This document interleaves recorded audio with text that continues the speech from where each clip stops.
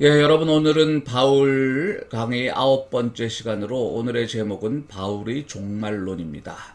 우리가 종말론 하면 두 가지로 나누어서 생각할 수 있겠죠. 하나는 역사적 종말론.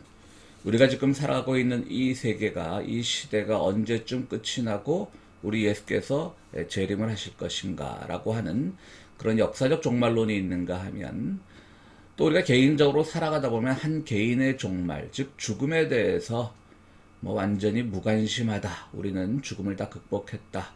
우리는 기독교인으로서 부활을 믿기 때문에 죽음을 두려워하지 않는다. 라고 감히 말할 수는 없겠죠. 그렇기 때문에 또 개인의 종말론도 우리 종말론에서 중요한 관심 사항 중에 하나이기도 합니다. 먼저 역사적 종말론을 보면 유대인들은 물론 예수 그리스도를 믿지 않았지만 그들은 공동체의 종말을 항상 생각했습니다. 그래서 항상 시온의 시대가 다시 돌아오는 것으로, 새 예루살렘이 열리는 것으로, 그렇게 구약의 시대에서는 생각을 했었고요. 개인의 종말, 한 개인의 부활 같은 것이 구약에 들어온 것은 구약 저기 거의 바빌론 포로기 때 와서 있죠. 바빌론 사상에서 그런 것들을 배워와서 다니엘서에서 처음으로 개인의 부활, 죽음의 부활이 얘기가 되고 있습니다. 우리 기독교인들은 구약도 믿기 때문에 물론 이스라엘 사람들, 유대인들이 믿었던 구약과는 우리는 다른 시각에서 구약을 믿죠. 구약이라고 하는 것은 그리스도의 오심을 예견하는 어떤 예표의 성격을 가진 그런 문서로 우리가 구약을 고백하지 않습니까? 그런 점에서 우리는 구약과 신약의 모든 세계관을 다 가지고 나서 종말론을 이해해야 될 것입니다. 바울의 종말론 할 때 바울 역시 늘 구약의 세계관을 놓치지는 않았습니다. 바울에게 있어서도 개인의 종말, 즉 개인의 부활보다는 공동체, 교회의 부활을 더욱더 중요시한 점이 있기 때문입니다. 그러므로 오늘 크리스찬들은 역사적 종말과, 즉 공동체적 종말과 또 개인의 종말 두 가지를 잘 조화시키면서 우리가 신앙생활을 해야 될 줄로 압니다. 역사적 종말만 강조하면 너무 신앙이 이데올로기로 흐를 수 있고요. 또 개인의 종말만 강조하면 너무 한 개인의 죽음에 대한 두려움으로 우리 신앙을 그냥 폄하시킬 수도 있기 때문입니다. 그러니까 두 가지를 잘 조화해야 될 것 같고요. 말씀드렸듯이 바울은 구약의 세계관을 많이, 종말론을 설명하기 위해서 많이 소환하고 있습니다. 바울이 쓴 개념들을 보면요, 다 구약에 썼던 개념들인데요. 종말을 어떻게 표현하고 있냐면 주의 오심, 그러니까 주님께서 다시 오신다는 말씀이죠. 이사야서 26장에 나와 있는 구절이기도 하고요. 또 심판, 이사야서에서 이런 예언들이 많이 됐었죠. 심판의 임함, 심판이 이제 도래한다는 얘기입니다. 또 세 번째로는 죽은 자의 부활, 물론 얘기하고 있습니다. 또 나팔소리, 이런 것도 얘기하고 있죠. 그 다음에 하나님의 택하신 자들을 이렇게 불러 모으는 것. 그것이 신약에 가서 이제 데살로니가서에 가서는 그것이 하나의 휴거라는 말로 나타나죠. 하나님께서는 종말의 날에 신자들을 모으신다. 이 말 자체는 물론 맞는 말입니다. 그러니까 물론 성서적으로 신학적으로 오류가 없는 말이지만 우리가 그때 사도 바울이 이런 하나님께서 신자들을 모으는 것을 휴거라는 어떤 은유적인 표현, 즉 구름 위로 들려 올라가는 것, 그것으로 표현했다라고 해서 사람들이 그 은유적 표현에만 너무 관심을 가지는 것은 옳지 않습니다. 하나님 분명히 우리를 모으시는 것은 맞지만 그것이 휴거라고 하는 그런 형태로 나타나지는 않을 것이라는 것이 오늘날 많은 신학자들의 의견입니다. 종말론 하면 당연히 끝에 대한 얘기죠. 마지막에 대한 이야기입니다. 그러나 그냥 종말론 이렇게 마지막에 대한 이야기로만 하면 말세론이랑 좀 혼돈이 오게 됩니다. 그냥 말세가 됐다. 우리 말세야 말세 이런 말 많이 하지 않습니까? 말세가 됐다. 이런 것들로만 생각하면 안 되죠. 역사는 끝이 있겠구나. 시작이 있으나 끝도 있겠구나. 이런 식으로 생각하지 말자는 겁니다.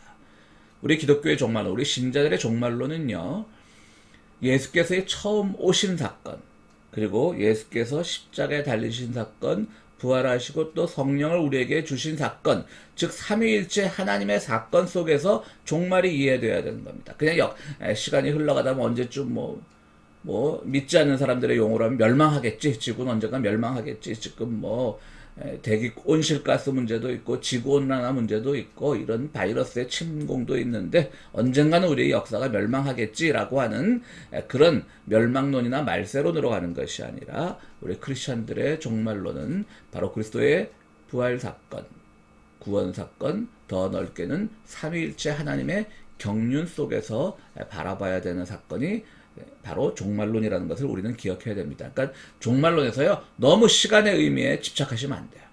시간의 의미엔 집착하지 마시고 하나님의 경륜이라는 차원에서 우리가 종말론을 이해해야 될 것입니다. 바울의 종말론을 한 5가지 정도로 요약을 해보면요, 맨 처음에는 이미, 바울의 첫 번째로 우리가 생각할 것은 이미입니다. 이미. 종말이 이미 왔다라고 하는 것입니다. 골로새서 1장 13절에 보면요, 현실적으로 종말론이 임했다라고 말씀하고 있습니다. 아버지께서 우리를 암흑의 권세에서 건져내셔서 자기의 사랑하는 아들의 나라로 옮기셨습니다. 즉 종말에 일어날 죽은 자들의 부활이 예수님의 부활로 이미 시작됐다는 겁니다. 그래서 예수께서 부활의 첫 열매가 되셨다라고 하는 고린도전서 15장의 표현이 나오는 것입니다. 종말에 있을 삶이 우리가 성령 안에서 이미 시작되었다라고 하는 것이죠. 그래서 히브리서 6장 5절에 보면 참된 그리스도인은 이미 내세의 능력을 맛본 사람이라고 이렇게 말하고 있습니다. 즉 우리는 이 종말의 시대에 우리는 어떤 기다림의 시대가 아니라 이제 이루어 나가는 성취의 시대입니다. 즉 우리는 종말이 언젠간 오겠지 하고 막연하게 기다리는 것이 아니라 이미 우리 안에서 종말이 일어나고 있기 때문에 함께 주님과 파트너가 되어서 함께 종말의 그 가치관, 종말의 세계관, 하나님의 정의가 이루어지는 날을 위해서 함께 이루어가는 그런 존재라는 사실을 바로 사도 바울은 이미라는 개념을 통해서 우리에게 소개하고 있습니다. 그러나 두 번째 사도 바울의 종말의 개념의 특징을 살펴보면요, 아직이라는 개념이 있습니다. 아직. 이미 이루어진 그러나 아직도 아닌, 영어로 하면 already, not yet. 이미 다 이루어졌지만 아직은 아니다. 이것은 이제 칼바르트의 신학에서도 나오는 표현인데요. 이 표현을 칼바르트가 제일 먼저 했느냐 이런 것은 여러 가지 신학적 논쟁들이 있기 때문에 여기서는 생략하기로 하고요. 칼바르트 중심으로 생각하면 우리는 이미 종말론적으로 얘기하면 이미 하나님의 나라 속에 살고 있는 거지만 그러나 아직 완전히 이루어지지는 않았다. 우리의 구원은 이미 받았지만 그 구원이 아직 완전히 완성되지는 않았다. 이것이 바로 이미 그러나 아직도 아닌의 개념인 것입니다. 바로 이 최종적인 완성, 종말의 최종적인 완성은, 하나님 나라의 최종적인 완성은 파루시아 때 발생할 모든 육체의 부활과 또 하나님의 정의의 실현, 이때 이루어지는 것입니다. 파루시아라고 하는 개념은 우리가 사도 바울과 로마 제국주의를 통해서 말씀드렸듯이 다 그 로마 제국적 개념이죠. 로마 황제가 어느 지역을 방문할 때 그것을 가신다, 우리에게 임한다, 오신다, 이런 왕림한다, 이런 개념으로 했던 것이 이제 사도 바울은 그 개념을 성경에 갖고 와서 재림이란 파루시아란 말로 쓰는데요. 결국 파루시아 때 마지막 완성됐기 때문에 하나님의 나라 종말이 아직 완전히 완성됐다라고는 보기 힘들지만 그러나 우리는 이미 이루어진 그 안에서 살고 있다는 그 신념과 믿음을 잃지 않아야 될 것입니다. 결국 최종의 종말은 하나님께서 약속하신 우주적 질서가 회복되는 것이고요. 모든 악이 멸망하는 것이고요. 우리가 다시금 하나님 안에서 화목하게 지내는 그런 세계가 바로 완벽한, 완전한 하나님의 나라여 종말의 때에 살아가는 모습입니다. 그러면 우리는 이제 선행의 문제가 있죠. 자, 우리는 이미 받은 사람들이야. 이미 구원을 받았고 우리는 종말 안에 살고 있는 사람이야. 라고 하면서 오늘날 기독교인들이 살아가는 모습을 보면 전혀 종말적 삶이 아니지 않습니까? 오히려 기독교인들이 가장 현세적이고 세속적인 삶에 매몰되어 있는 경우가 많고요. 가장 오히려 현대사회가 말하는 정의와 평등의 개념과는 오히려 빗나가는 그런 삶을 사는 사람들이 많이 있습니다. 그것이 문제인 거죠. 우리 다 예수 믿는데, 세례 받았는데, 믿음으로 구원 받았는데, 이래놓고 하는, 좀 심한 말을 하겠습니다. 하는 짓거리들을 보면 정말 사탄이나 마귀가 하는 일보다 더한 일들을 하지 않습니까? 그런 것들을 보면서 우리는 참 고민이 많이 되는 것이죠. 물론 여기서 우리가 생각해야 될 것은 그렇다라고 해서 우리가 그들보다는 좀 낫지만 우리가 완전한 의인이라고도 할 수 없는 것이죠. 솔직히 우리 모두도 다 자기 나름대로의 죄성 속에 살아가는 것입니다. 그런 점에서 주님의 최종 파루시아 때 영원한 천국이 완성될 때까지 우리는 믿음의 증거로서 선행을 하고 착한 일을 하고, 디도서 2장 14절에 보면 성도는 착한 일을 열심히 하도록 선택된 백성이다, 이런 표현이 나오지 않습니까? 그런 것처럼 우리는 하나님 안에서 선행을 행하고 또 구원받은 자의 신분에 걸맞는 그런 삶을 살아가야만 정말 우리가 그 구원에 참여하고 종말에 참여하는 크리스찬이라고 하는 그런 칭호를 받을 수가 있을 것입니다. 세 번째 생각할 것은 이제 유보적 칭의론이라는 개념입니다. 이것은 훌러 신학교에서 바울을 가르치시는 세계적인 석학 김세윤 교수께서 하신 말씀인데요. 그렇기 때문에 칭의, 구원이란 말로 칭의, 의롭다 칭함을 받은 거 구원이란 말이죠. 이건 종말론과 관계가 되는데, 우리는 한번 칭의되면 종말, 그것이 지금 이미 이루어진 종말이 되든 이속이든 아직 완벽한 상태로 이루어지지 않은 것이든 간에 우리는 다 이미 칭의되었다, 의롭게 되었다, 구원받았다 라는 개념인데요. 김세용 교수는 상당히 복음주의적이고 보수적인 분인데 아주 파격적인 주장을 하죠. 아니다. 칭의가 종말 때까지 유보되었다라고 하는 유보적 칭의론을 씁니다. 그래서 전통적이고 보수적인 신학계에서는 김세윤 교수의 이런 주장을 많이 비판들 하는데요. 저는 김세윤 교수의 주장에 동의하는 편입니다. 김세윤 교수께서 유보적 칭의론을 주장하는 이유는 주장하는 주요 핵심 내용은 구원받은 자의 탈락 가능성입니다. 즉 종말의 때에 모든 이미 구원을 받은 자들이 나중에 탈락할 수도 있다고 하는 좀 무시무시한 선포죠. 유보적 칭의론이란 말이. 그런데 아까 잠깐 소개했던 그 히브리서 말씀처럼 한번 구원을 맛본 사람들은 하고, 그까지 참 이쁜 말이지만 그 뒷구절을 보면 다시 그들은 한 번 더 타락하면 다시 회복되지 못합니다 라고 결론을 짓고 있습니다. 이것뿐만 아니라 여러 가지 구절을 통해서 김세윤 교수는 자신의 그 유보적 칭의론을 주장하고 있는데요. 그렇습니다. 오늘날 최종 파루시아 때까지 우리가 한 번 받은 그 구원의 체험, 또 종말론에 우리가 참여하고 있다는, 종말 속에 살아가고 있다는 그러한 생각을 가지고 살아간다면 이 세상에 악은 없어지지 않을 겁니다. 결국 김세훈 교수에게 있어서 칭의, 즉 의롭다라고 칭함 받는 것은 죄를 용서받고 하나님과의 올바른 관계를 회복하는 사건인데요. 하나님과의 올바른 관계를 회복하지 못하면 칭의가 완성되지 않는 것이죠. 슈바이처 유명한 우리가 선교사고 또 의사고 아프리카에 가서 많은 좋은 일들을 많이 했지만 사실은 이분은 또 아주 유명한 신학자이기도 합니다. 신학자인데요. 그분이 이런 말을 했죠. 칭의로는 윤리를 낳지 못한다. 그러니까 칭의로는 도덕을 낳지 못한다. 오히려 방해하죠. 나 구원받았어라고 하면서 윤리와 도덕에 어긋나는 삶을 살아간다면 그걸 어떻게 우리가 칭의론이라고 말하겠습니까? 그러니까 슈바이처 이런 말도 우리가 새겨들어야 되는 겁니다. 칭의로는 윤리를 낳지 못한다. 결국 모든 것을 칭의론에 다 우리가 맡겨버리고 내가 예수 믿기 때문에 나는 종말의 날에 하나님의 나라에 참여할 수 있어 라고 하는 것은 김세연 교수에 따르면, 그리고 저도 동의하는 바지만 의미 없다는 얘기입니다. 그것은 불가능하다는 얘기인 겁니다. 오히려 의로운 삶을 살지 못하도록 무시하게 되는 그런 독소 조항을 가진 신학적 선포라고 할 수가 있습니다. 그런 점에서 저는 유보적 칭의론에 매우 동의하는 입장입니다. 또 사도 바울의 종말론을 정리하자면 오는 세대와 현재 세대의 구분입니다. 현재 세대는 바울은 이 세대라고들 많이 표현을 했죠.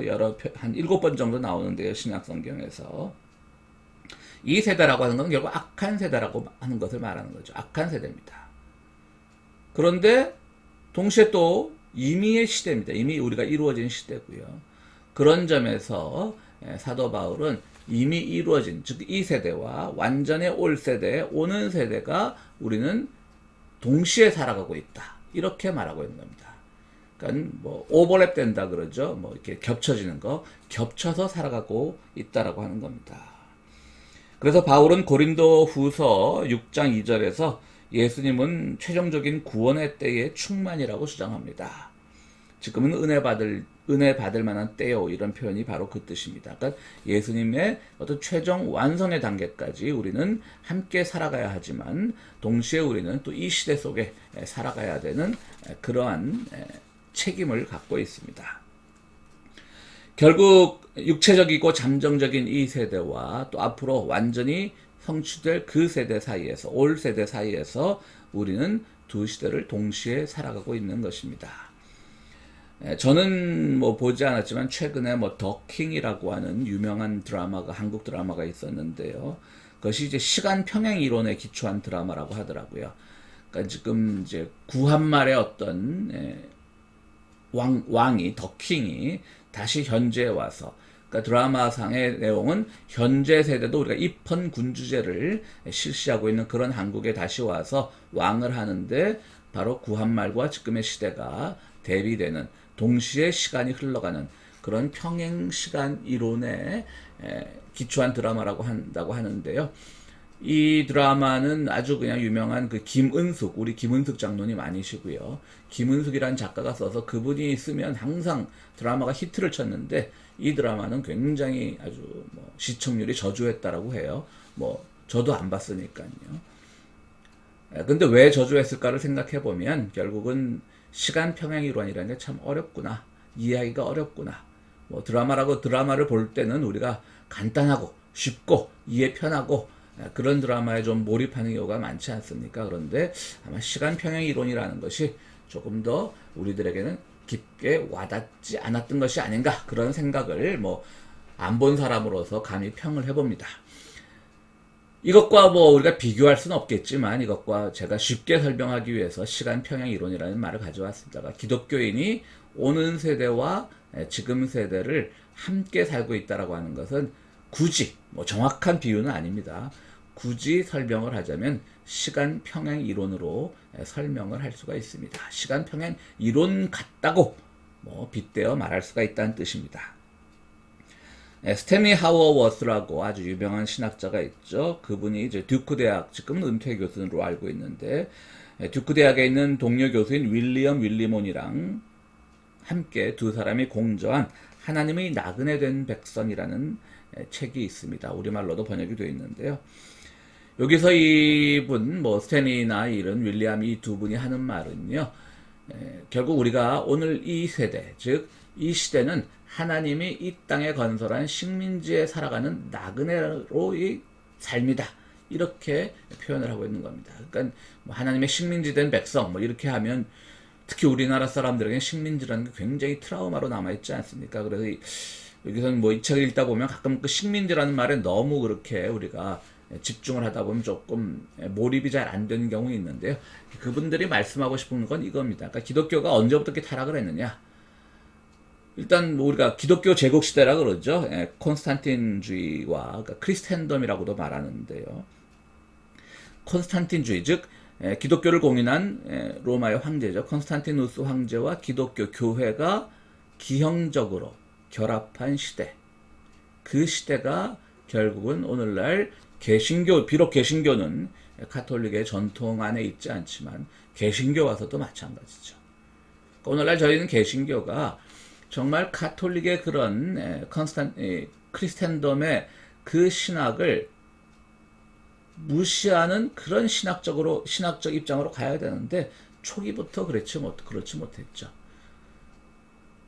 종교개혁자인 마틴 루터도 중세 그 영주, 그 당시 독일의 영주들에게 결국은 뭐 끌려다니다시피 했었고요.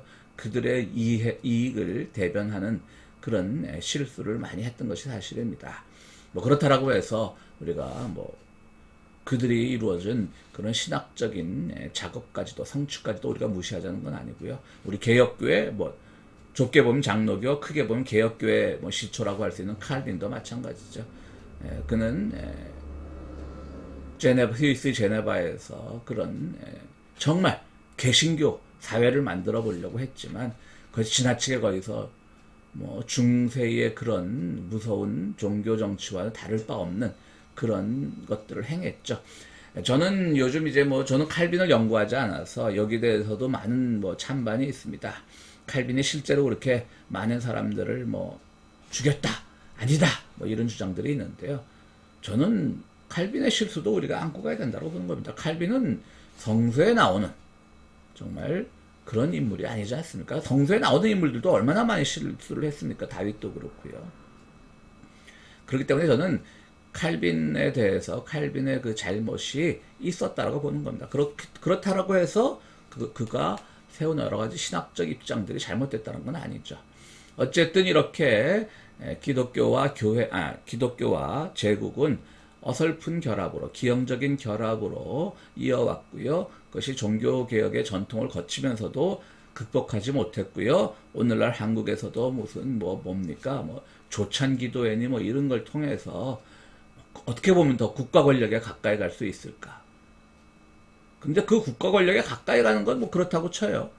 그런데 왜 기독교인들은 항상 독재였고, 무능했고, 부정과 부패가 많았고, 개인의 사욕을 위해서 대통령직을 이용한 그 대통령이 있는 정부에 대해서만 가까이 가려고 하고, 뭔가 평화를 이야기하고 정의를 이야기하고 평등을 이야기하는 그 정부에 대해서는 대립각을 세우는 전 이해를 잘 못하겠습니다.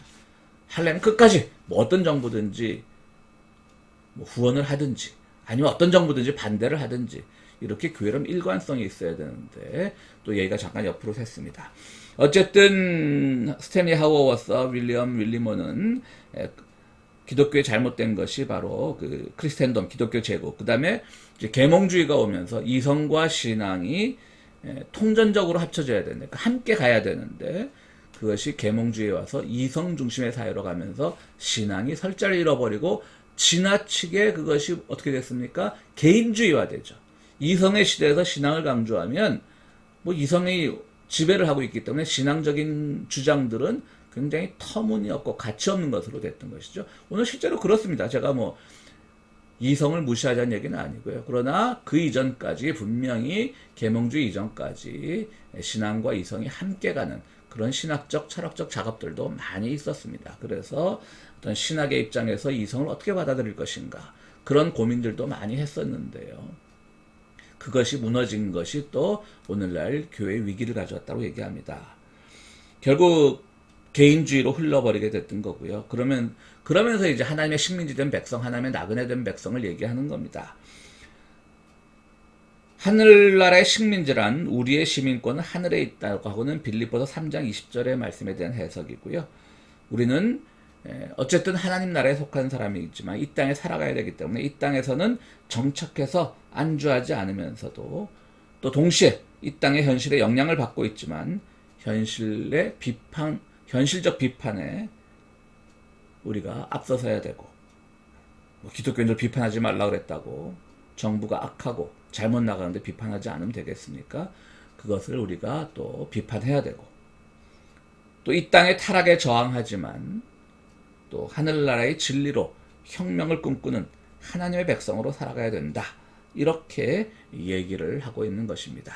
그런 점에서 스탠리 하워워스의 이 책은 매우 아주 소위 말하는 오는 세대와 또 지금 세대의 그 두 어떤 겹쳐지는 부분, 평행이론 같은 그런 부분을 설명하는 좋은 책이라고 생각을 합니다. 마지막으로 5번째로는 이제 인간의 불멸이죠. 어떻게 보면 또 살다 보면 우리가 한 개인의 죽음에 대해서 두려움도 있고 궁금함도 있고 우리의 사후 세계가 어떨지에 대한 그런 여러 가지 생각을 우리가 잘못됐다라고는 말할 수 없습니다. 이 강의 앞서 부분에서도 말씀드렸듯이 우리는 공동체적 종말론과 개인적 종말론을 잘 조화시켜 나가야지 어느 한쪽을 배척하거나 또 어느 한쪽만 지나치게 치켜 세우는 그런 일들은 없어야 될 것입니다. 어쨌든 인간의 불멸은 매우 중요하죠. 인간의 불멸 사상은 우리가 영혼 불멸 사상하고는 완전히 분리해서 생각해야 됩니다. 전통적인 뭐 고대 종교나 또 현대 종교도 그런 종교를 가진 종교들이, 그런 생각을 가진 종교들이 있지만, 그냥 우리가 죽는 순간 영혼은 그 즉시 하늘나라로 올라간다. 그래서 우리는 그냥 뭐 극락세계, 극락왕생을 한다. 혹은 뭐 기독교인들 중에도 그렇게 믿는 사람들 많죠. 천국에 그냥 산다. 근데 이런 사상은 전혀 없습니다.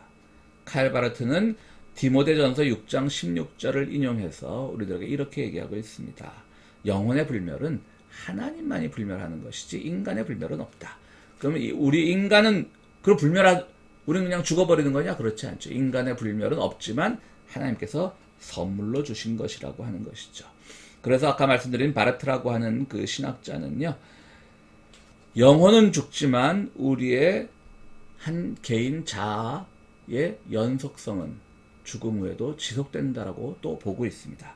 하나님의 불멸 속에서 그런 기적이 일어나는 것이죠. 부활은 죽음 이전의 삶의 연속이 아니라 삶의 완성이다. 그러니까 단순한 연속이 아니라 완성된다라고 하는 것이죠.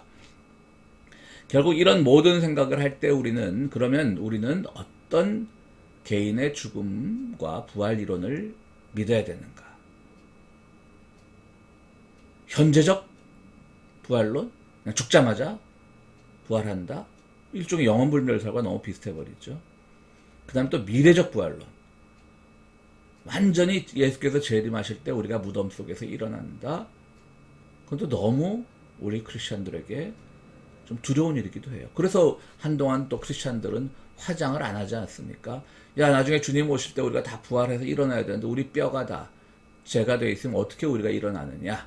라고 하는 그런 두려움을 가지고 있는 분들도 있는 게 사실입니다. 저는 그런 생각에 대해서 뭐 잘못했다라고 비난하지는 않습니다. 다 개인은 두려움을 갖고 있기 때문에요. 그런데 이것이 교회의 잘못된 가르침 때문에 그런 것이죠. 그렇지만 또 신학자들은 이거냐 저거냐에 대해서 많은 연구들을 했죠. 그래서 오늘날 신학계에서 인정을 받고 있는 것은 뭐 칼 라너 뭐 이런 분들, 칼 라너는 이제 가톨릭계 신학자인데요. 이분들은 죽음 뒤에 부활을 하는데 일단 죽어요. 일단 죽지만 부활을 할 때 이미 그 부활은 우리들에게 즉각적으로 다가온다라고 하는 것이죠. 왜냐하면 죽음 이후의 시간은 하나님의 시간대로 들어가는 것이기 때문에. 그렇죠? 우리가 지금 아까 평행 이론이라고 말했지만 그건 우리가 살아있을 때 말하는 것이고요. 다시 한번 말씀드리자면 평행 이론이 꼭 기독교의 그 이중적인 어떤 시간의 겹침, 오는 세대와 지금 세대의 겹침을 말하는 정확한 설명은 아닙니다. 그냥 제가 빗대어 얘기하는 겁니다. 그러니까 우리가 이미 죽었을 때는 하나님의 시간 안에 우리가 편입되는 거예요. 그러니까 아직 우리가 살아가고 있는 이 세상에서 역사적 종말과 개인의 부활, 죽음 속에 있는 모든 사람들이 일어서는 그 부활 사건은 이루어지지 않았지만 하나님의 시간대에 가서는 죽음의 순간에 바로 그 부활이 일어난다고 하는 것이죠. 즉 이미 그 시간에는 죽은 자에게는 이미 그러니까 마지막 종말의 때, 그러니까 이미 이루어진 그 종말의 때, 아직 완성되지 않았지만 완성된 그 종말의 때가 일어난다는 겁니다. 그러니까 죽음은 죽지만 영혼도 죽습니다. 그러나 다시 부활은 죽음 이전의 삶을 연속이 아니라 완성이라고 말했듯이 일단은 죽지만 다시금 부활하는데 그 완성된 개체로서 부활할 때 그 시간은 이미 우리 죽음 후에 이루어진다라고 하는 것이죠. 그것이 시간의 신비인 것이죠. 그래서 오늘은 바울이 가진 종말 사상을 한 5가지 주제로 나누어 생각해 보았습니다. 예, 여러분 여기서 마치겠습니다. 감사합니다.